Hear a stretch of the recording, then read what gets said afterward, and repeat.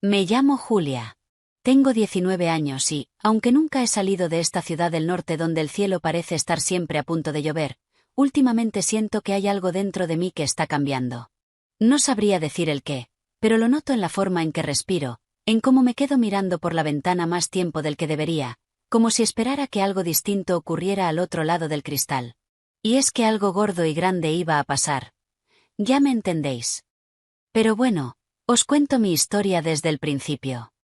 Cuando Mario, mi pareja desde hace algo más de un año, me comentó que tendría que marcharse una semana por asuntos laborales, no puse objeciones. Le respondí con ese asentimiento mudo que se aprende con los días, el que habla sin levantar la voz, el que evita una pelea cuando ya sabes que no servirá de nada.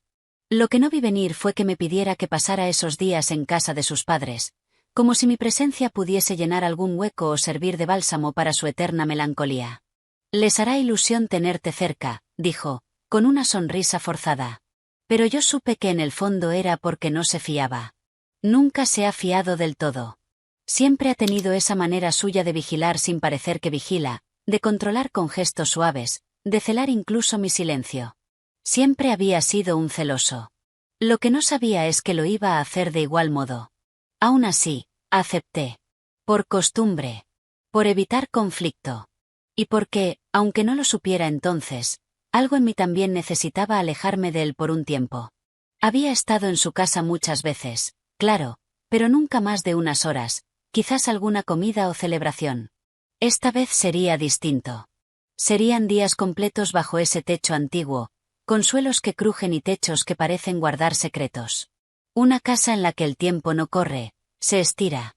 Allí todo parece diseñado para que el mundo exterior deje de existir. Su madre me recibió con la misma dulzura templada de siempre, esa que solo tienen quienes han aprendido a querer sin esperar demasiado a cambio. Me preparó una infusión, me enseñó la habitación del piso de arriba, justo al lado del estudio de su marido. Su padre, don Ernesto, me saludó con la cortesía justa, esa que uno reserva para quien no debería quedarse mucho tiempo. Un hombre sobrio, correcto, con una educación de otra época, de esos que miden las palabras y el espacio entre las personas como si fueran parte del mobiliario. Los 2 primeros días transcurrieron tranquilos. Desayunábamos juntos, paseaba con Carmen por el jardín mientras ella recordaba anécdotas de su juventud. Por las noches, ella se recogía pronto y él se quedaba leyendo en la sala con una copa de vino. La tercera noche fue diferente.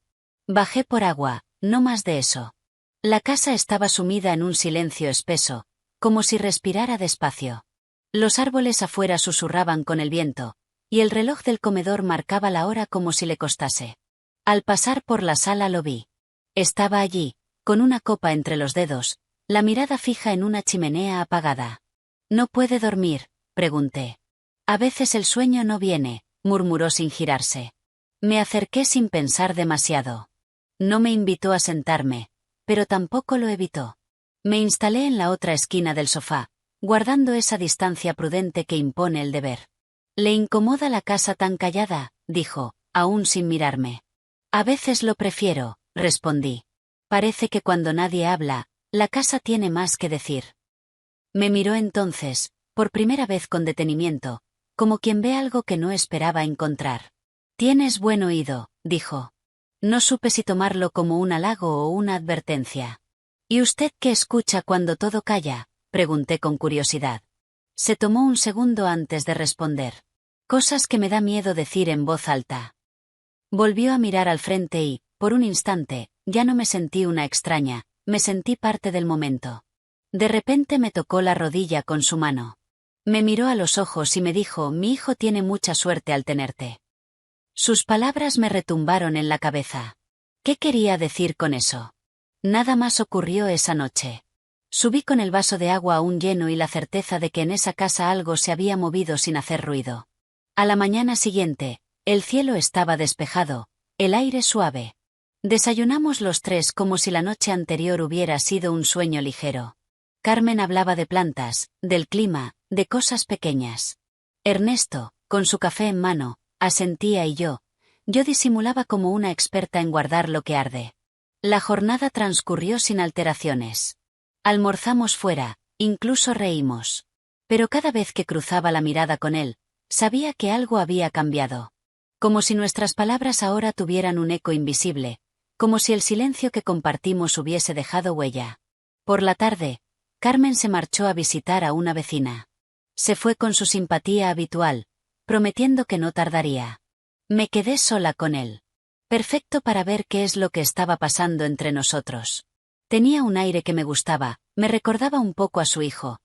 Todo se iba a quedar en familia, así que, ¿por qué no hacerlo? Estaba en la cocina calentando agua cuando lo vi cruzar hacia su despacho. Llevaba un libro, pero su paso tenía algo de expectante. No sé por qué lo hice, pero tras unos minutos, fui tras él. La puerta estaba entreabierta. Toqué suavemente. Interrumpo. Él alzó la vista y con una seña me indicó que pasara. Me senté frente a él, en un sillón bajo, envuelta por ese olor a libros y madera gastada. Nos miramos unos segundos, sin decir nada. ¿Es interesante ese libro?, pregunté. Lo era. Ahora ya no tanto. Últimamente me atrapan más las personas, contestó sin dejar de observarme. No sonó a insinuación, sino a verdad simple. ¿Le gusta la soledad?, pregunté. Antes sí. Ahora la noto más pesada. Y entonces, sin rodeos, añadió, ¿tú estás bien con Mario? Pude haber mentido, pero no lo hice. A veces siento que estamos viviendo juntos por costumbre, no por deseo. No se sorprendió. Asintió con la serenidad de quien ya sabía la respuesta. Eso nos pasa a muchos, dijo. La diferencia está en aceptarlo. Pero sois muy jóvenes. Una chica como tú tiene que experimentar, probar cosas nuevas. Me sirvió una taza de té que ya estaba a medio preparar. Hablamos un rato largo sobre decisiones, sobre los caminos que uno toma y que a veces no son del todo propios. No hubo insinuaciones ni gestos raros, solo dos personas compartiendo un entendimiento difícil de poner en palabras. Cada vez me costaba mantener más la compostura. Lo notaba, y él también. Cuando me levanté para marcharme, algo sucedió. Al dejar la taza sobre su mesa, nuestras manos se tocaron y ninguno se apartó. Nos miramos, sin necesidad de hablar. No fue un gesto físico, fue un acuerdo silencioso. Me agaché y pasó. Crucé el umbral del estudio con el pulso acelerado. En la escalera, mi pecho retumbaba como un tambor. Algunas personas no deberían significar nada, pero se convierten en refugio sin avisar. Después de aquella tarde, algo en mí se volvió más nítido. Carmen volvió sonriendo. Ernesto se sumió de nuevo en su periódico. Yo empecé a notar cada roce, cada mirada, cada gesto. El día siguiente fue una danza invisible. Nos evitábamos solo para encontrarnos. En la cocina, en el pasillo, en las sombras.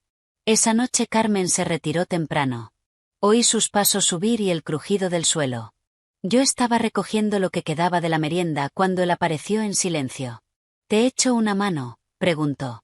Estoy bien, gracias, dije, sin moverme. Se acercó, solo lo justo. Aunque todos mis músculos se tensaron de golpe. No deberíamos, murmuró. Lo sé, respondí, sin girarme. Pero no quería seguir negándolo. Me di la vuelta y ahí estábamos. Él, con los ojos cansados pero vivos. Yo, temblorosa pero despierta. No hablamos más. Nos acercamos como si el cuerpo llevara la memoria. Y ocurrió. No fue una locura, ni un error impulsivo. Fue un beso hondo, sereno, lleno de esa verdad que no necesita explicarse. Al separarnos, no nos dijimos nada. No volverá a pasar, afirmé. Lo sé, respondió. Pero sabíamos que las palabras no podían frenar lo que ya se había movido dentro. Esa pregunta, ¿fue un error o fue humanidad?, me acompaña más de lo que quisiera admitir. La arrastro en el bolso como las llaves de casa, como ese libro que nunca termino, como el perfume que me recuerda a los días en los que el mundo parecía más cálido. No busco respuestas, ya no. Me he dado cuenta de que hay vivencias que no se pueden encasillar en lo correcto o lo incorrecto. Simplemente son, como la lluvia en pleno agosto, como un temblor en el pecho sin motivo aparente. Desde entonces, he aprendido a mirar distinto. A no exigirle a la vida que se comporte como espero. A dejar espacio para lo que no entiendo pero siento. Lo de Ernesto no fue una historia de amor, ni una aventura, ni siquiera una confesión a medias. Fue un cruce.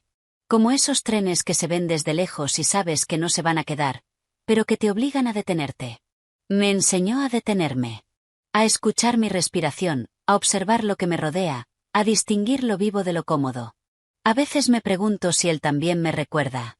Sí, al poner la cafetera por las mañanas, se le escapa una imagen mía cruzando la cocina. Si al pasar por el sofá encuentra aún el hueco que dejé sin querer. Y me gusta pensar que sí. Que aunque no volvamos a hablar de ello nunca más, ambos guardamos la escena como se guarda una melodía que no se tararea en voz alta, pero que sabes que te pertenece. Con Mario todo siguió, por un tiempo. Como si nada hubiera pasado.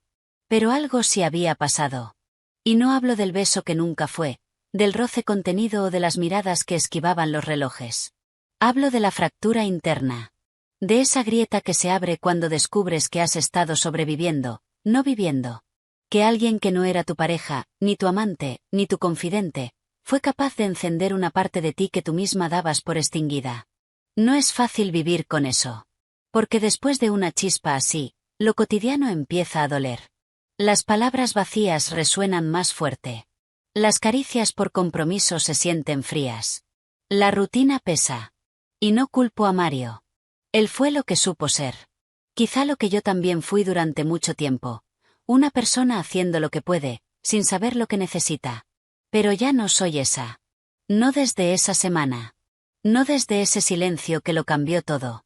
Hoy sé que hay momentos que llegan para zarandearte, para moverte de sitio, para que entiendas que estás en el lugar equivocado aunque todo parezca estar bien. Y por eso no lo lamento. Porque no fue un error. Fue una llamada. Una señal sutil de que todavía estoy aquí, de que todavía me queda fuego por dentro, de que todavía sé sentir. Y si pudiera volver atrás, lo haría todo igual. Porque hay encuentros que, aunque fugaces, te devuelven a ti misma. Y eso no se borra. Eso queda. Como queda la forma en la que alguien te miró una vez y sin tocarte, te cambió el alma. Ahora, cuando salgo a la calle y el viento me da en la cara, cierro los ojos un segundo más. Cuando alguien me habla, lo escucho con más intención. Y cuando me miro al espejo, ya no busco explicaciones. Solo me reconozco. Y me agradezco. Porque hay verdades que no duran, pero marcan. Y hay personas que no se quedan, pero te despiertan. Y si eso no es humanidad, entonces no sé qué lo es.